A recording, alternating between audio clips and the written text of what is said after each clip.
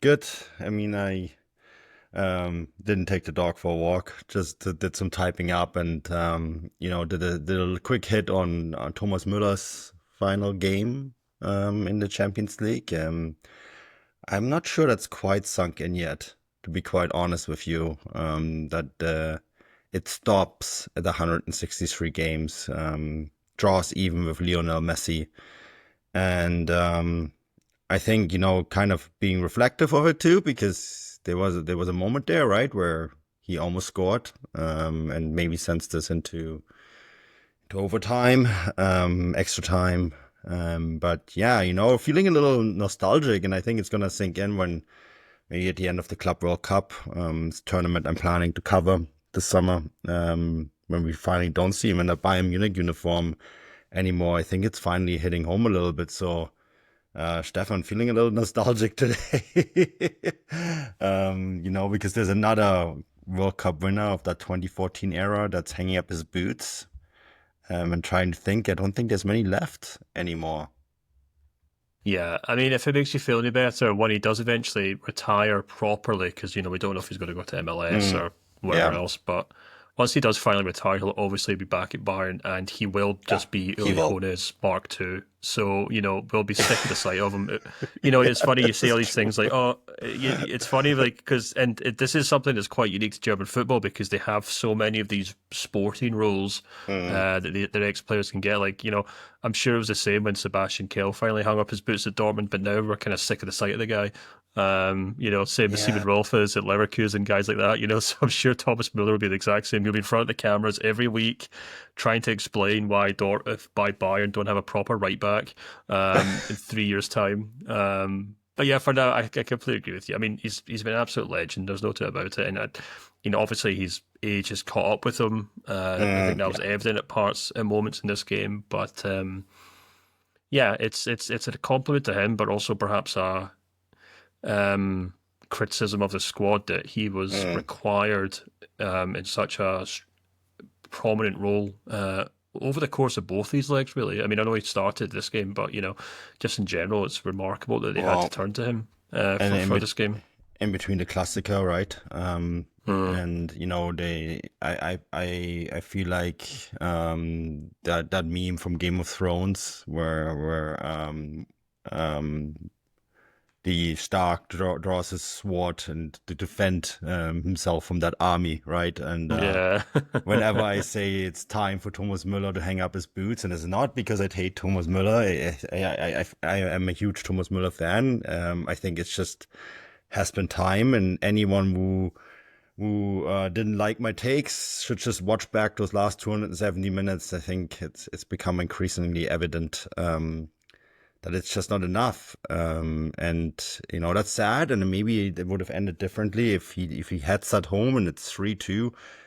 But I think it's just would have prolonged the inevitable because I can't see Bayern Munich squeeze by Barcelona.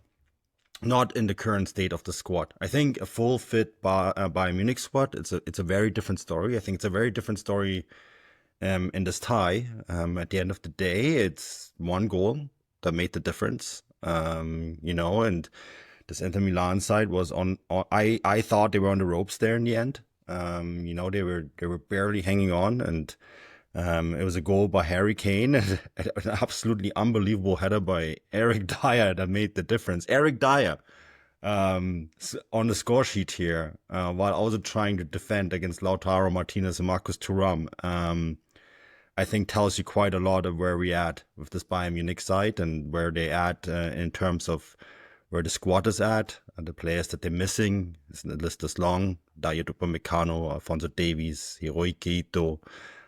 Kim, I think, has been missing for months as well. Mm. He's playing, but there's no way he's fit. They're playing a very highly talented goalkeeper, who I think is the future of the German national team, but isn't the finished product yet because they have to.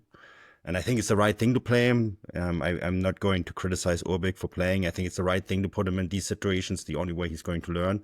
But it's also a fact that he's not a finished product. And so here we are. And then, you have situations where Konrad Leimer is playing right back and Stanisic is playing left back. And Stefan, just this entire squad at the moment just seems cobbled together. It's like it's a last dance. It's like this the Spartans 300 trying to hold back the Persian army at the moment, and that is, I think, something that we have to maybe criticize because they a top club should never be in the situation that Bayern Munich are in. Not just this season. The same thing happened to them last year against Real Madrid. Same exactly situation, right? Just one round later, but I was there too. It was last man standing. Lots of players injured. Lots of players not fit. If it happens once, that's one thing, but if it happens twice, that is something I think that needs to be addressed at some point. Yeah, absolutely. It's definitely something that was really kind of prevalent, I thought, throughout the match.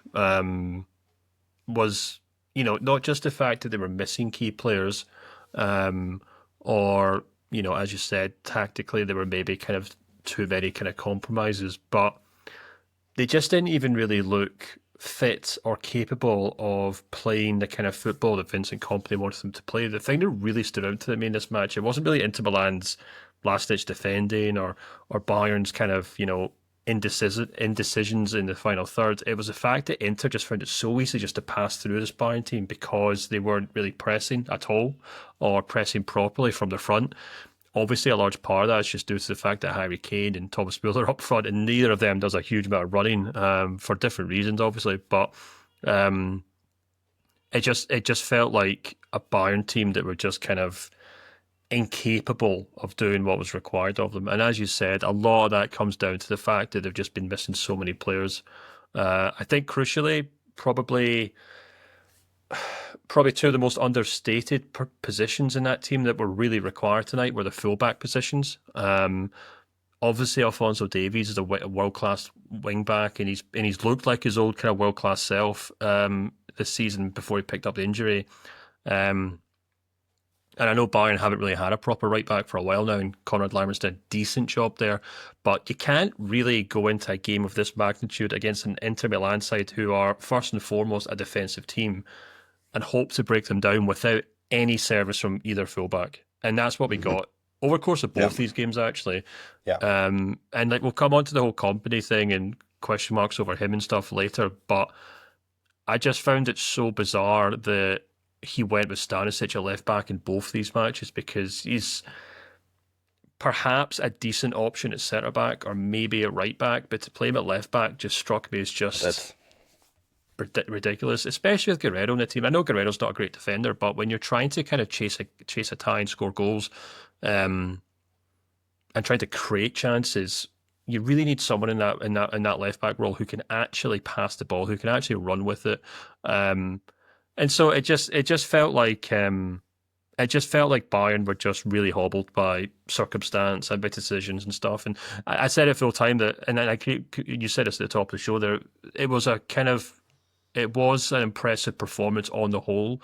And I said, on social media, to score two goals mm, at the San Siro against this team, I think is actually remarkably impressive, actually, when you consider everything, the fact that this, the way this Bayern team just hasn't been functioning. But yeah, I think if there's any if there's any way that company can avoid criticism for the manner in which Bayern went out of the Champions League this season, it's probably because a lot of Bayern fans are probably questioning the board more so than company and questioning, why are we relying on Stanisic as a left back? Why are we relying on Eric Dyer as a centre back? Now, look, I know Eric Dyer scored a goal here, and if people missed the game, they'll probably think, why are you picking on him?